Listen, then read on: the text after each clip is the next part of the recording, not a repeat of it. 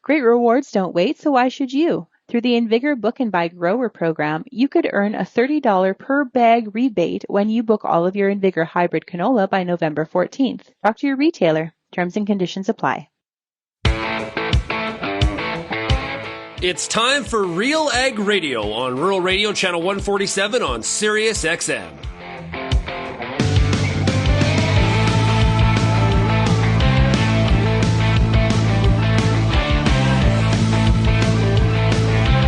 RealAg Radio and RealAgriculture.com is your home for insight and analysis of the issues that are impacting your farm business. Let's get real and get connected with RealAg Radio.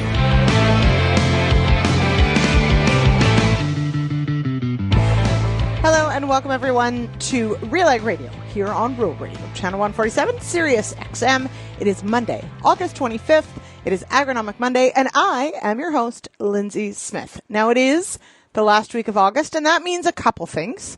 Everybody is scrambling, of course, to get the combines rolling, continued rolling, make sure the trucks are up to snuff. Yes, harvest will begin in earnest. I know there's been some early crops, some peas, maybe some barley, even some oats or wheat that's come off already in the west. And here, of course, in Ontario, this is our sort of lull before the edible beans, soybeans, and then corn pick back up. So it's an interesting week. It's also very exciting. Farm Progress Show down in the States, and our own Bern Tobin is on his way there today. He'll be checking out all the latest and greatest of the ag equipment on display at Farm Progress Show. If you would like to watch all the videos he will capture, and we know, based on the views, that there's nothing farmers love more than machinery, equipment, maybe a shop tour, which there's also one of those up on YouTube today. And so check it out. Real Agriculture's YouTube channel. Bern will have all the farm progress coverage you're looking for there. So make sure you subscribe while you're there and check it out. And as I mentioned, Warren Schneckenberger, who some of you may know here in Ontario, his shop tour just went live this morning on our YouTube channel and, of course, at RealAgriculture.com. Go check it out. Really intelligent use of space, vertical space in that shop, thinking about where your tools go and organizing all of those little things that really make a difference when you go to actually use your shop. So really cool tour. I appreciate it. Shout out to Warren. After that was filmed, I'm pretty sure no rain fell, and still maybe has not fallen. And so crops, definitely. We did see yesterday, Agriculture Canada put out a map of percent of normal rainfall. There are some very brown looking spots on that map. And so we did get some rain in certain parts of Ontario late last week, over the weekend. Did come as pretty major thunder showers here through the Ottawa Valley. And for those of us with cover crop out or fall grazing out or beans that are filling, it is very welcome. But for many areas, it is just far too late really to make a difference. A lot of pastures have gone dormant. And, you know, some corn crops, some bean crops really just completely burnt up. So later in the show, we are going to touch on, of course, some of those things to remember when dealing with drought, including, as Peter Wee Pete Johnson will tell you, to take care of yourself as well. Now, Pete's not on today's show. He's busy in the field. And so I've got an exciting lineup, though, highlighting some of our most recent school episodes that have been up. So if you're a longtime listener of Real Agriculture, you'll know that we've got a wheat school, canola, corn, soybean, edible bean, soil school, you name it, we got it. And so on today's show, you're going to get a taste of several of these. So we are going to hear about strip tillage in edible beans and the difference that is making in seed bed preps.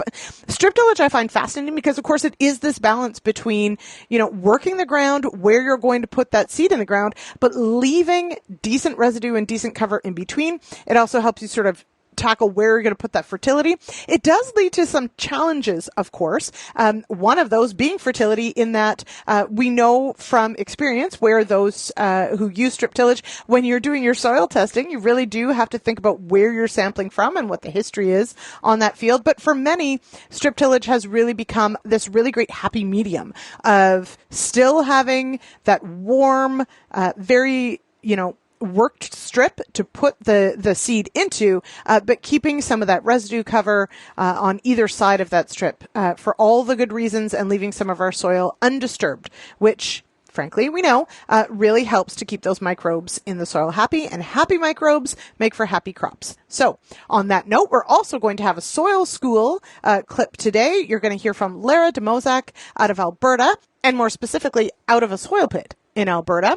And so we're going to learn all about soil texture and how soil texture can really influence the management of a particular field, and how that soil is going to act under different management, and how you can very easily, frankly, with zero tools, just your hands, can figure out more about your soil and your soil texture.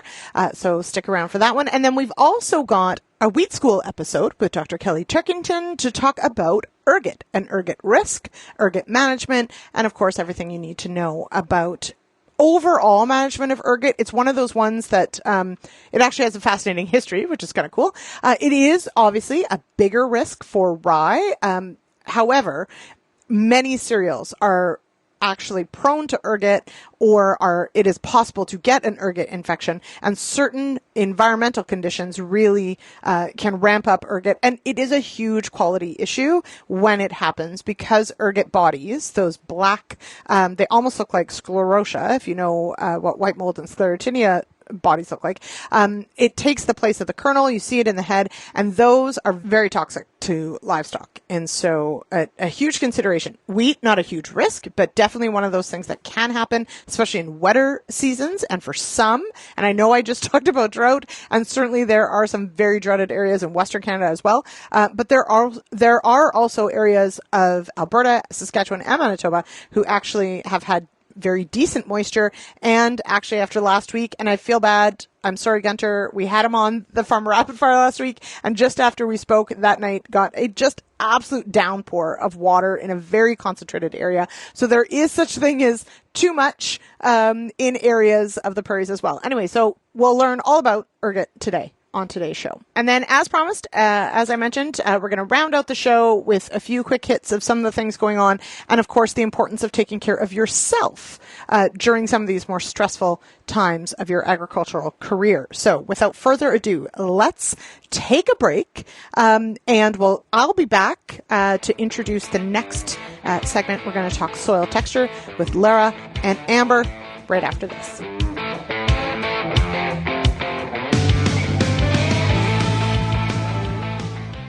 Ever hear that good things come to those who wait?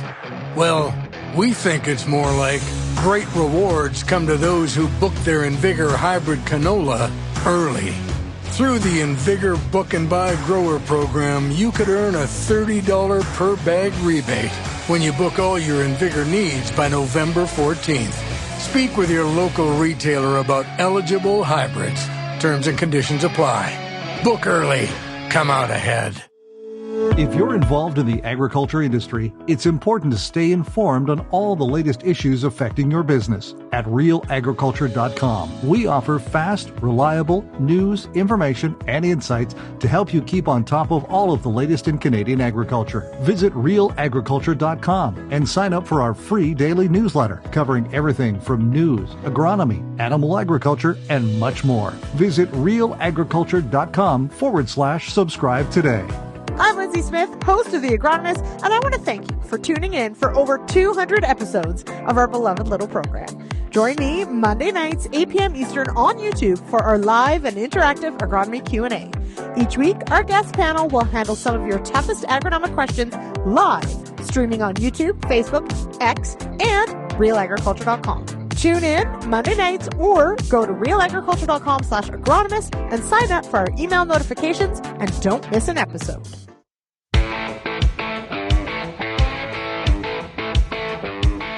Welcome back to RealAg Radio here on Rural Radio, Channel 147, Sirius XM. I am your host, Lyndsey Smith. It is Monday, August 25th. It is Agronomic Monday, and I am super excited to introduce this next segment. It is Lara de Moissac with Alberta Grains and Amber Bell, well, from the bottom of a soil pit is actually what's happening here. And for those of you who may remember, Lara actually worked here at Real Agriculture for a couple years. So I happen to know that the bottom of a soil pit actually is probably Lara's happy place. So there you go.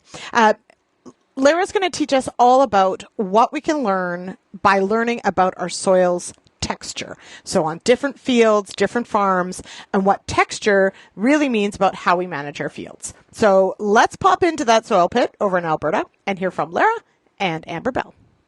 I'm Amber Bell, and this is Real Agriculture, here today for a soil school with Lara de Moissac of Alberta Grains.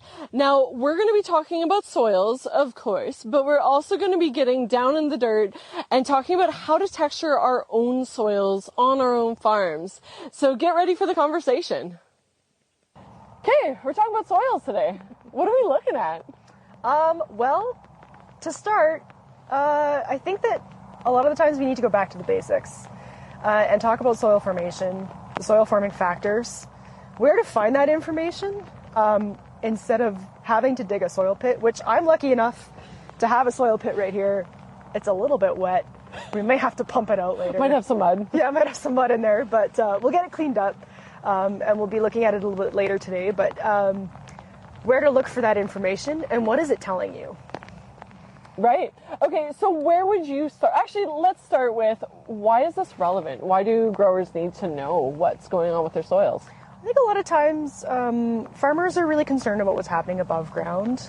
And I think a lot of the clues for what is happening above ground is actually below ground. Mm-hmm. So I think it's really key to know the basics of your soil, because a lot of the times you might be missing a key piece of information that you can get from a soil series report, or even something as basic as knowing what soil zone are you in. So if you're going onto the field, taking soil samples, right, because everybody wants to know what their nutrient properties are in their soils, what they're looking at for fertility. Yeah. Is that going to play a really big part in knowing, what it should be versus what you're actually looking at? Yeah, definitely. So, let's take, we're in Lacombe right now. Let's take it as an example. I have their soil test report here. Lacombe is in the black soil zone. So what you would expect to see out in the field is exactly what we're seeing here. Mm-hmm. It's got a lot of topsoil, really deep topsoil that's really rich in color, and you can see that evidence in their soil test report in their organic matter number. Right. Because the darker your soil, the more organic matter it has. So their organic matter is around 10% wow. in this field, which is lovely. Just lovely. Which also means, with organic matter, you also have the potential for a little bit higher nutrient holding capacity. Mm-hmm. Along with that is the texture, which comes from your parent material. So it's good to know loosely what your texture is, and if you don't know, you can always go and do a hand texture. Takes a bit of practice, but there's a pretty handy dandy flow chart and the soil texture triangle that you can use in combination to figure out your own soil texture. You can also send it off to a lab to get a lab analysis for texture. And why does soil texture make a difference? Soil texture is important to know for nutrient holding capacity, but also nutrient movement. Mm-hmm. So nitrogen and sulfur are highly mobile in the soil, and let's say if you had a sandier textured soil, especially in your B and C horizons, you could expect to see a lot of nitrogen and sulfur in those lower depths. Mm-hmm. So it's good to know where your nutrients are. So if a grower is headed out to the field and they want to analyze their own soil for texture, what would that look like? Well, they need a shovel, for one thing. Or if they've got like a road cut, they can kind of look at that road cut as well. I'm lucky enough to have a soil pit right here. And they've kept the soil separate according to the soil horizons, which is great. So that's my A. That's a little bit of a mix of A and B. And I think that one's starting to get into a bit of a C horizon. I have a soil texture by hand, like a hand texturing chart, like a flow chart that we're going to go through. And we'll start, I think, with the A horizon. So step one is to place a little bit of soil in your hand. And actually, I'm gonna use this water. I'm not gonna even open that water bottle. You want to try and knead it. See, that's too muddy already. You're gonna try and knead it into a ball, is what you're trying to do. So I'm starting to get a ball forming here. And then, does soil remain in a ball when squeezed? I would say that's making a ball. The next step, place the ball between your thumb and your forefinger. And this takes a bit of practice. And hand texturing soil does take a bit of practice. So the more you can do it and the more you can follow this flowchart, the more experience you get, and you can start to identify things kind of by feel without even looking at the chart. But we're going to keep using the chart because I'm a little bit rusty. You want to start squeezing the soil between your thumb and your forefinger to see if it's going to make a ribbon. And depending on the length of that ribbon, you want to kind of hang on to it. The length of the ribbon actually determines how much clay content you've got in there. So does the soil make a weak ribbon, a strong ribbon? Like, how long is the ribbon? I'd say it's a medium-sized ribbon. It gives length parameters as well, which is really handy. So 2.5 to 5 centimeters long. I'd say we're roughly 4 centimeters in there. So it falls under this middle category. And the next step, you can set your ball aside and just use this little bit. I'm just going to use this rainwater. You want to excessively wet this little bit of soil in your palm, and you're going to start kind of mushing it about. But what you're feeling for is, does it feel gritty or does it feel smooth?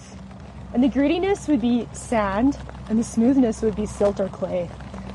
Does it feel very gritty? Not super gritty. Does it feel really smooth? No. So it's kind of in the middle. So right now it's spitting out my answer. It's silt loam, which I would definitely agree with, because before I came out here, I looked up the soil series of this soil, of this area, in the AgriSid index, or the AgriSid website, which is a handy, unique place where you can go type in your legal land description, and it'll spit out your soil polygon and all your soil information. And what I found for this area is that we're near Lacombe, and it's an orthic black chernozem, which means like a very regularly formed black chernozem. Black chernozems are widely found across the prairies. We're in the black soil zone, so that also makes sense. And this is over medium textured sediments from soil formation that are silt or silt loam. Sorry, loam or silt loam in texture. Okay, so we've looked at texture. Now, what happens when you actually send it to the lab, you get a soil analysis back? What are growers looking for? I feel like there's a lot of information on that one page. There is a lot of information. The first couple of things that I look at would be the pH, soil pH, or the power of hydrogen, which is the number of hydrogen atoms in your soil. It's an indicator of the pH scale. So right here, it's 6.9, which is like near perfect neutral. So no problems with that. The next thing I would look at would be the electrical conductivity. They're clocking in at 0.81 decisiemens per meter, which is, I would not consider saline at all.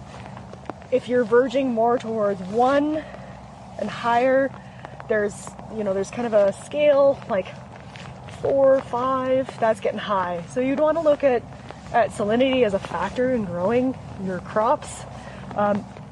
You might also consider getting that soil sample, or that adding on an extra test onto your soil analysis to see what kind of salts you're dealing with. You could be dealing with like high magnesium, or you could be in the Solonetzik area, which are azonal. They happen all over the province. Just knowing what you're dealing with underneath. The other thing I'd look at would be the organic matter, and they're at 10% here, which is really, really nice. Organic matter is really closely related with the organisms, or the vegetation that got deposited 10 to 12,000 years ago. So the darker your soil, the more organic matter you have, the more water holding capacity you have, the more sites for nutrient exchange. Then you'd start to look at your nitrogen, all of your macronutrients, so nitrogen, phosphorus, potassium, and sulfur. And they've all got really, really good levels here. I'm not seeing anything on this soil test report that indicates any nutrient deficiency. Right. Something about micros and macros to remember is there's not a lot of reason to panic unless you are seeing nutrient deficiency in your field. So that's where the connection between the above ground and the below ground is really important, those lower profiles. Right. So what would you recommend to growers to encourage them to get out in their fields and start looking at what's underground? Get curious. Yeah. Yeah, get curious about your soils.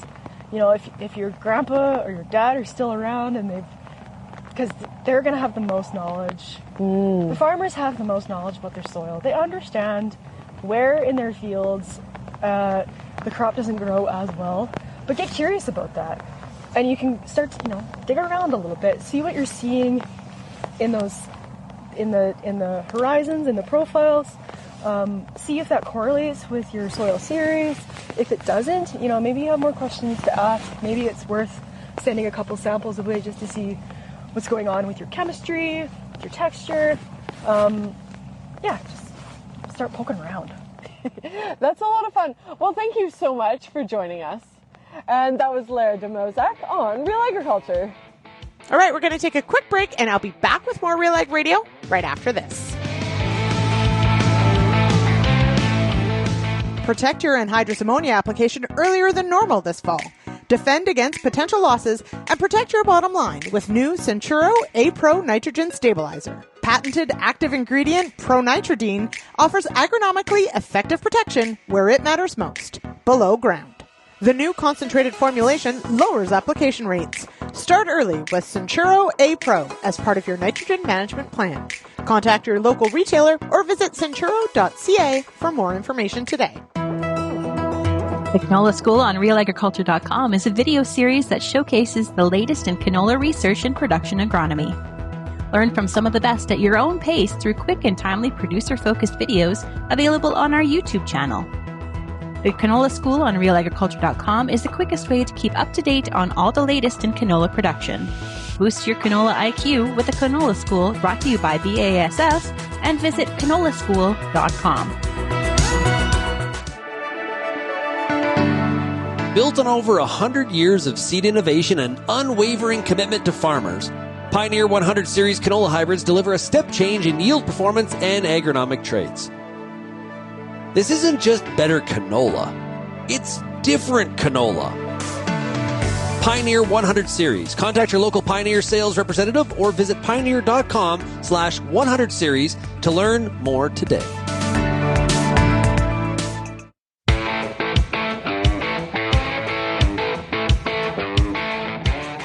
Welcome back to RealAg Radio here on Rural Radio, Channel 147, Sirius XM. I am your host, Lyndsey Smith. It is Agronomic Monday. It is August 25th. It is the long weekend. Next weekend, everybody. Are you ready for back to school? I know for our American friends, back to school starts a little earlier. I happen to think that maybe we should give it a whirl. Their kids get done in like May. They have all of June as summer. I think that's not a bad idea.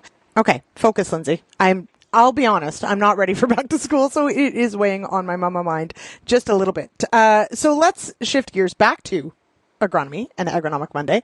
This next segment features an Edible Bean School episode with Bern Tobin and Matt Langford talking about introducing the concept of strip tillage into edible bean production, what that takes, what advantages it has had, and how Matt is making it work on his Ontario farm. So let's hear that. Hi, I'm Bernard Tobin. Welcome to the Edible Bean School. Today I'm near Thamesford, Ontario, catching up with Matt Langford. Sir, how you doing? Good. How are you, Bern? I'm great. Hey, thanks for the invitation. I want to talk strip till with Matt today. Hey, but before we do that, give us a snapshot of the operation. Tell us about the place. Yeah, so farm with my wife and her family, and we farm about 700 acres, corn, wheat, soybeans, and edible beans. Now, I have been doing strip till reports for about a decade. Mostly corn, but never edible beans. In 2025, you did strip till in this field for the first time. Tell me why. What was the attraction? Well, we're on Cobble Hills Road, so we have hills and we have stones, and we've got pretty productive soil, but just trying to keep that soil where it is. We've had some problems with erosion on some of the hills in the past, and so we've been trying to cut down on tillage.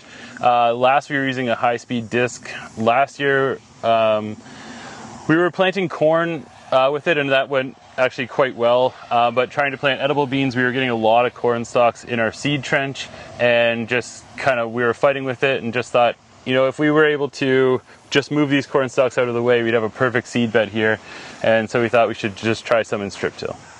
Now, Matt, you got a fertile soil here, you got some stones, you got some residue, you got some topography. You started the strip till. Talk about, I guess, the machine, Soil Warrior.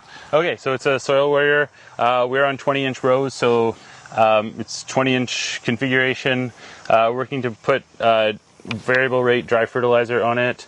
It's Soil Warrior. It's got row cleaners, and then 3 coulters doing the tillage, and then closing discs at the back. And with the Soil Warrior, we're quite happy with it. It's a pretty robust machine. We didn't have to do any repairs while we were using it. And we've been really happy with it. And because it doesn't have the shank with some stones, we're not pulling the stones up when we're doing tillage. Now, you did spring strips this year, obviously, only. What did you think of that? Maybe some fall strips? What's the thinking? Yeah, so I'm not sure, especially on 20-inch rows, if we'd be able to move all that kind of fresh residue in the fall. I think I might try to manage it a little bit better, knowing what we had to deal with this spring. But I think especially for edible beans, given we have until June before we are planting, we have a little bit more time to work with that residue. But I think in the fall we have to do something, whether we can run over it with the Soil Warrior but without the row cleaners and try to manage the corn stalks that way, or do a better job with the corn head but just try to get less residue to deal with in the spring. Yeah. Let's talk about the planter setup here, planting into those strips. Were you happy with how that went? So we were really happy with how the corn planter stayed, or how the planter stayed on the strips. All that went really well. I think the row cleaners on the planter we had set up quite well, because we were trying to do minimum tillage before, and we needed the planter to do a lot of that residue movement. Our challenge we had this year was we were trying to move the last 10% of the corn stalks without moving the top off the berm. So the strip tiller makes a berm, and we wanted to keep that soil hilled up. Where we used to be able to be a little bit more aggressive with the planter row cleaners, this year we were counting on the strip tiller row cleaners to do that work. Let's talk about weed control. You did admit, you've got some challenges here. It looks pretty good, but you've got some escapes. What happened? Yeah, so we use our normal herbicide rotation for edible beans. So Prowl, Dual, and Pursuit with a burn down before and Reflex after. I think part of the challenge is that with strip till you don't have a full flush of weeds. So with a high-speed disc or a cultivator, all the soil gets moved. Any seeds that are there will germinate and then can come back with herbicide, or that original pre-plant herbicide would take care of them. This, I think, after we had sprayed Reflex, we were pretty happy with how it looked. But in the time since then, I think we've had some new weeds. It hasn't helped that it's been dry, so the beans have been maybe a little slower to grow, and the weeds have not minded that dry soil as much. So I'm not sure if next year will be the same, but I think this year, we definitely have had probably more weeds than we expected. So Matt, you've been digging around here, doing a little bit, looking at the strips and looking at that ground between the strips. What are you seeing? I'm seeing still residue, so we're mid-August now, and we still have some corn stalks on top, which is nice for protecting the soil. It's also being dry, and we're seeing, I think, pretty decent moisture for soil that's in the strips and between the strips. I don't really have a benchmark of what other people's soil would look like, but I'm pretty happy with, considering how dry it is, how this soil looks. Now we're moving into the back end of August, not too far from harvest. As I say, you're happy with what you've seen so far. What do you expect through harvest with this system? So we're going to pull these beans. They're dark red kidneys, and we were a little bit concerned about how we would get the pullers in the ground. Especially, we had some challenges with how much corn stalks we had, about being able to do inter-row cultivating, which we normally rely on in order to be able to put the pullers in the ground. But the soil's quite workable, I would say, so I'm not really concerned about that. But we will be using knife pullers with a windrower behind, and I'm confident we'll be able to harvest those. Mm-hmm. So we haven't gotten through harvest yet, but what's the takeaway for growers watching here today? We thank you for being a bit of a pioneer in doing this. But so where are you at from a mindset right now with the experience so far? Yeah, so I'm very happy with the strip till corn, soybeans, white beans. On these ones, I think there's a few things that we'll have to modify, but I think I'm committed to keeping it going in edible beans. Really nice seed bed that we're planting into, and just trying to make everything else work with it. Well, what I think we should do is come back here in the spring and get a look at the stripper in action and figure out what your takeaways from the end of the year. How about part 2 in the spring? You'd be welcome to come back. So thank you to Bern and to Matt for joining us here on RealAg Radio. You can check out all our Edible Bean School episodes on YouTube if you would like. While you're there, subscribe to our channel, and hey, show up tonight, 8 p.m. Eastern, for the Agronomists. It goes live on YouTube, and we're going to be talking about RNAi and CRISPR technology tonight, so check that out. Okay, without further ado, let's take a quick break, and I'll be back with more RealAg Radio right after this.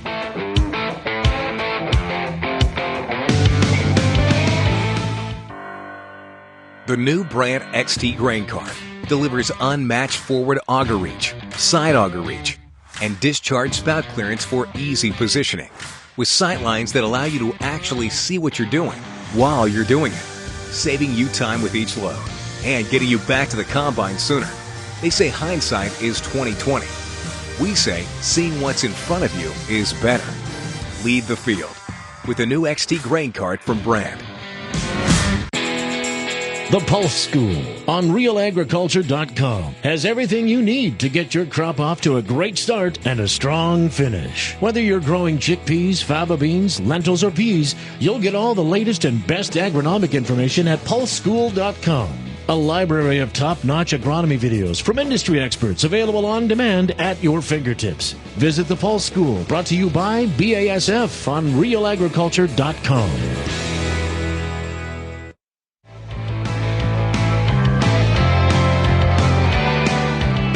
Welcome back to RealAg Radio here on Rural Radio, Channel 147, Sirius XM. It is Monday, Agronomic Monday, August 25th, and I'm your host, Lyndsey Smith.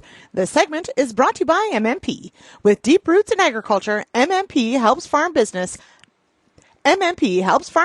make confident financial decisions. From planning to growth, their advisors are here to support your success. Learn more at mmp.ca. All right, we go now to, a very fascinating conversation that I, for one, am super glad that Amber Bell heads out on the road and collects up so many of these conversations. This discussion is on ergot. And if you're a rye grower, you know all about ergot. But if you're a livestock producer, you might also know about ergot.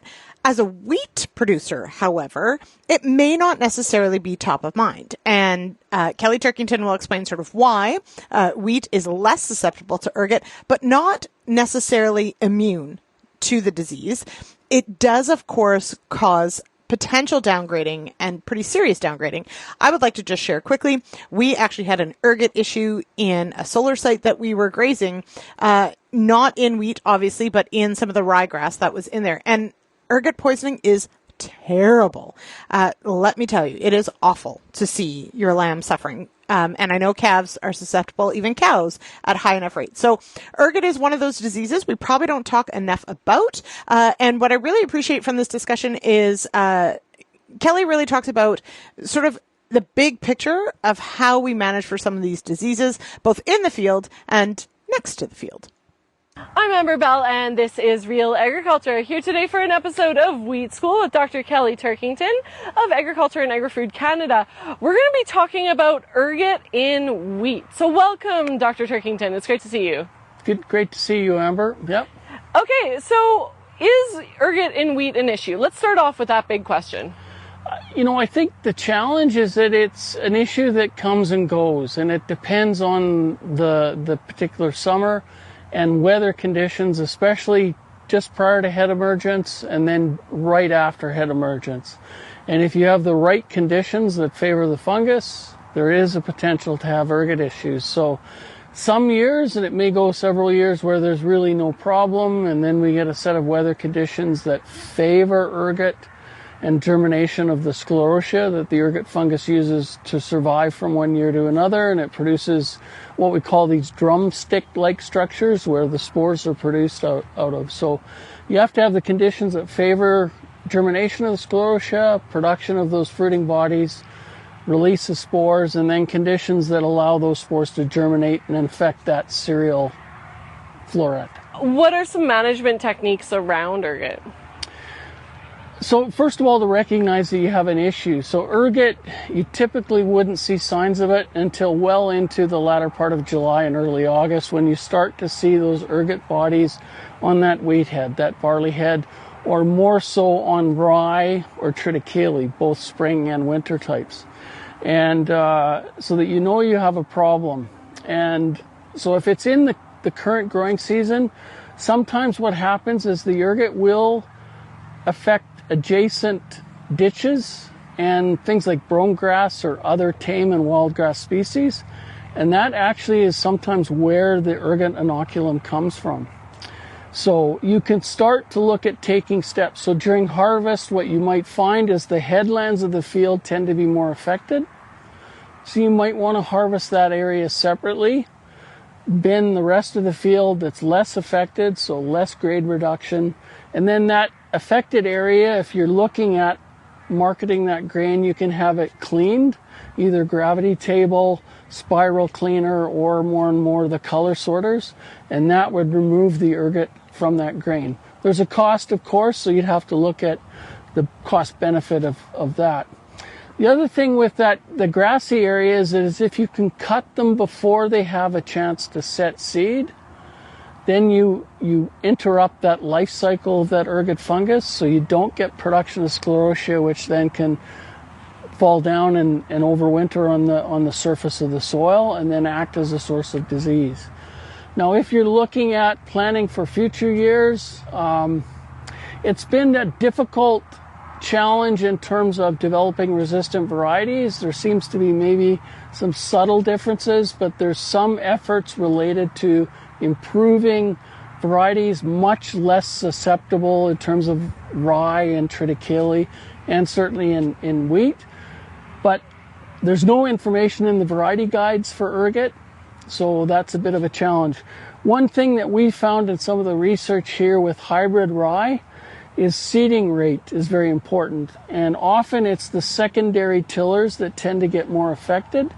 So don't cut your seeding rates. Try to maintain them at a higher level, maybe that 2.5, 3 bushel per acre, depending on what cereal you're dealing with, or 300 seeds per meter squared or more. That'll help to reduce the amount of secondary tillering. That's important. The other thing is fertility. And if you're deficient in things like copper and boron, and truly deficient, adding copper or boron fertilizer will help. And what happens with the copper and boron is they have an impact on pollen viability. And if you have deficiency, the pollen is no longer viable. And as a consequence, it sends a signal to that cereal plant to open its florets. So in rye and triticale, they're already very much open pollinated, and those are the crops most commonly associated with ergot. But you can't see it in wheat and barley, but wheat and barley, the florets are more closed and self-pollinating. But if you have that copper deficiency or boron deficiency and pollen viability issues, that barley or wheat floret will open up to try and capture pollen that's floating around in the air, but it also exposes that floret to ergot ascospores. So that's important. Other things, sometimes things that you can't control, you might have a very severe weather event just as the crop is coming up, or the head is emerging out of the boot, and that can cause some issues with pollen viability, which may increase your risk. Now, if a grower is seeing ergot this year, is there a concern for next year? Yes, and in that field, or if, what's happening in those adjacent grassy areas. So the traditional school of thought was that a single year of a non-host crop, so not a cereal, was sufficient for those sclerotia to decompose. I don't think that's long enough. You need probably at least 2 full years of a non-host crop. Make sure you control the volunteers, and then keep an eye on those adjacent grassy areas. And if you see a lot of ergot, you want to maybe try and cut that if it's possible prior to it setting seed, so you don't get extensive sclerotial development and then a source of disease for the next growing season.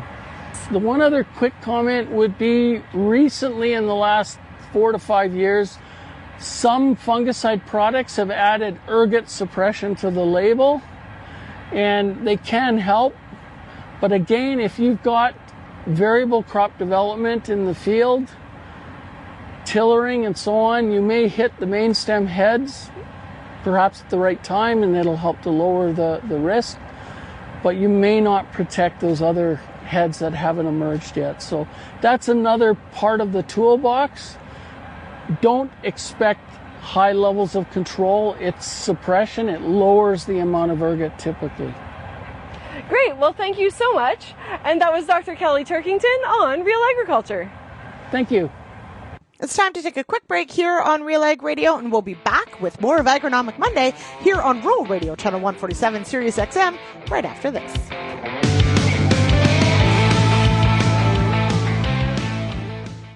Although the cost per ton is higher, RiseAbsorb is cheaper per acre than MAP. RiseAbsorb is more efficient, therefore we use less fertilizers to deliver the same amount of phosphorus to the crop. On average, growers save $5 to $7 per acre, and RiseAbsorb has a demonstrated yield increase of 3 to 5 bushels, generating a $20 ROI compared to MAP. You can go to phospholutions.com and check out our grower savings calculator and see how much you can save on your farm.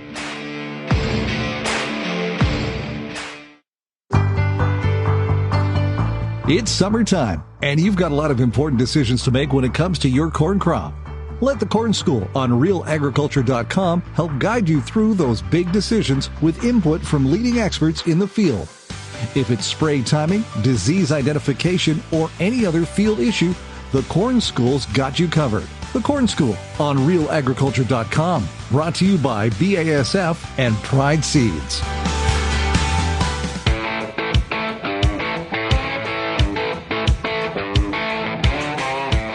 Welcome back to RealAg Radio here on Rural Radio, Channel 147, Sirius XM. It is Agronomic Monday, August 25th, and I am your host, Lyndsey Smith. This segment brought to you by Vaterstad. Get ready for outstanding emergence in 2026. Have your Vaterstad seeding and planting equipment inspected at an authorized dealer by November 15th, and you'll receive a 15% discount on needed replacement parts. Contact your local Vaterstad dealer to learn more. All right, as promised, I said I'd have a bit of a different ending to today's show.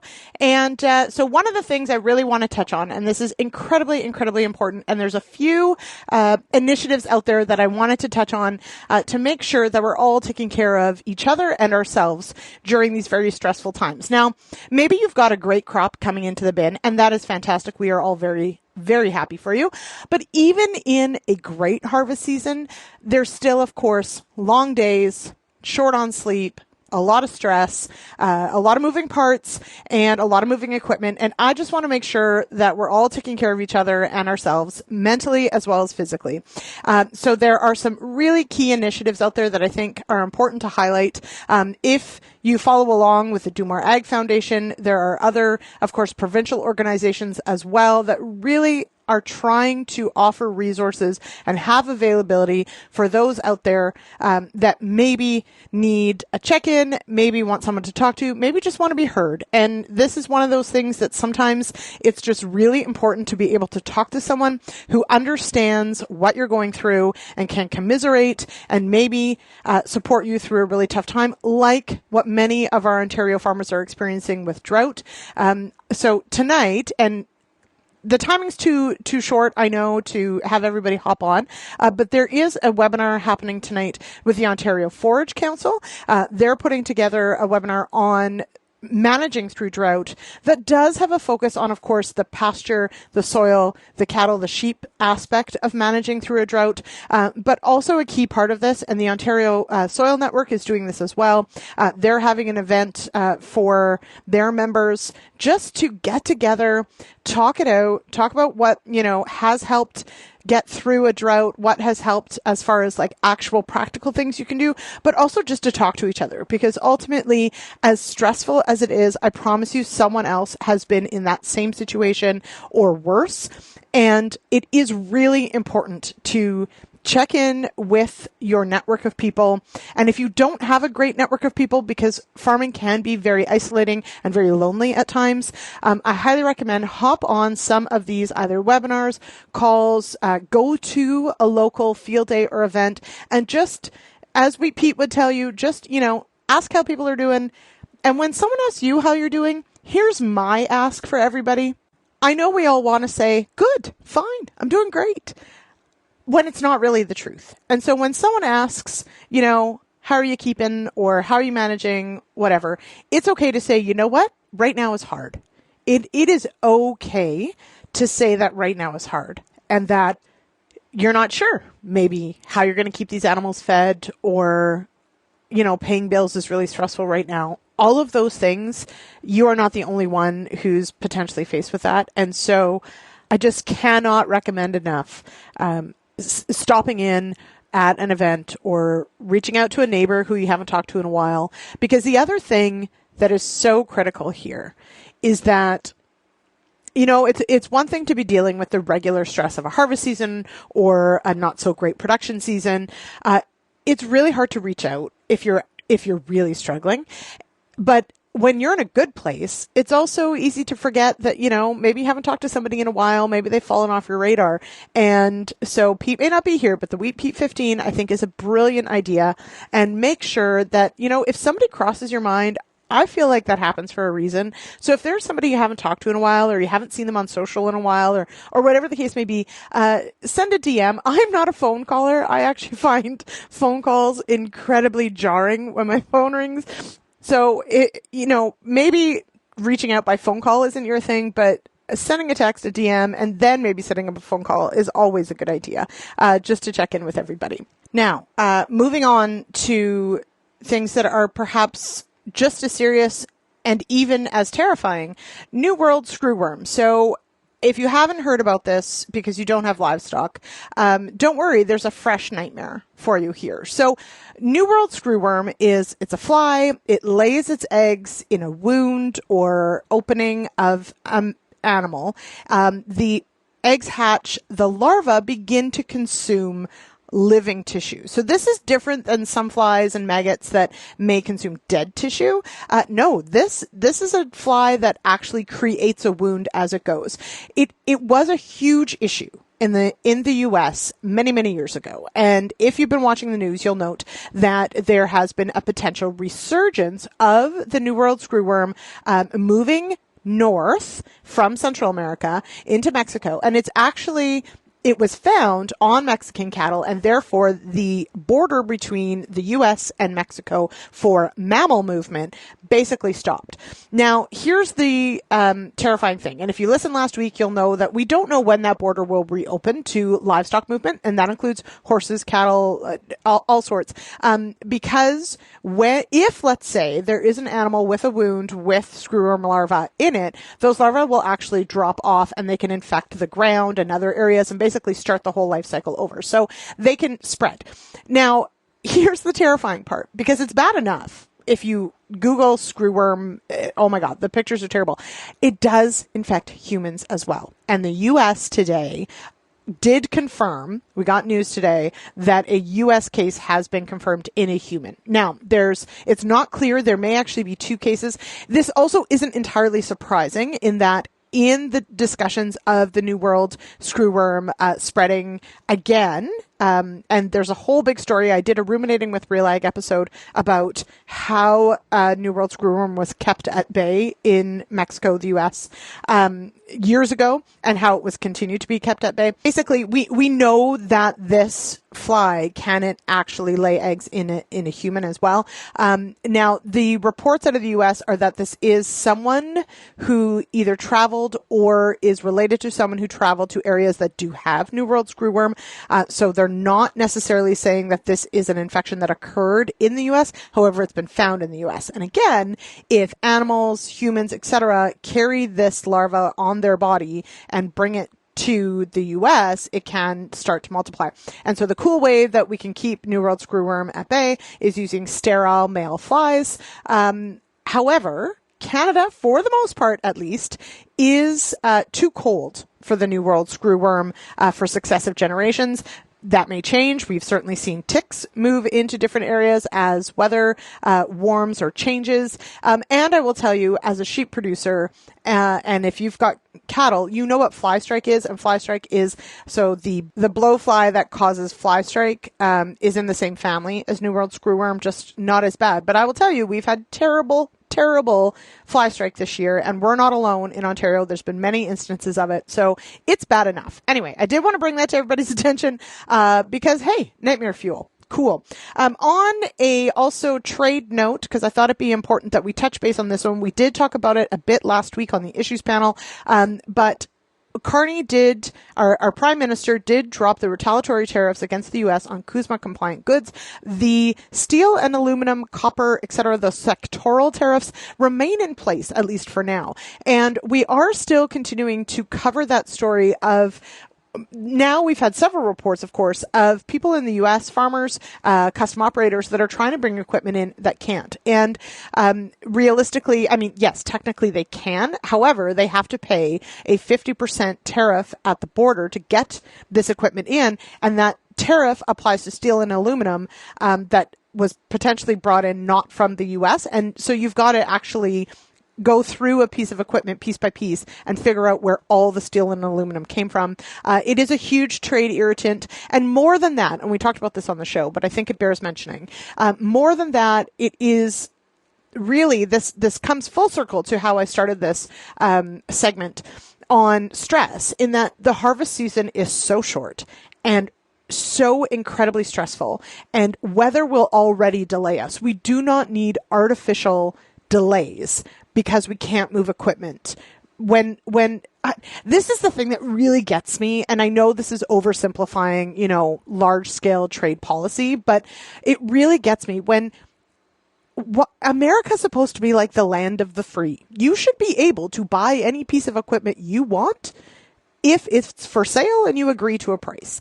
And in this scenario, we have companies that have equipment to sell and people that want to buy them. And because of this 50% tariff on steel and aluminum coming into the U.S. from Canada, people cannot get the equipment that they need. And it just adds to the stress level, and nobody needs it. And I really hope we can figure this all out. Okay. That was my quasi sort of kind of news segment. Oh, one last thing before I run out of time. PV Mart may or may not, we're still waiting to confirm, be on its way back to Alberta. Go to realagriculture.com, find that story. Amber Bell reported on that one. Okay, give me a call, 1-855-776-6147. Leave me a message, or email's always better, lsmith@realagriculture.com. I will be back later in the week for the issues panel. Have a wonderful week, everybody. Take care of yourselves and your people. Drop them a DM, and drop me a DM too. I'm on social. Cheers, everybody.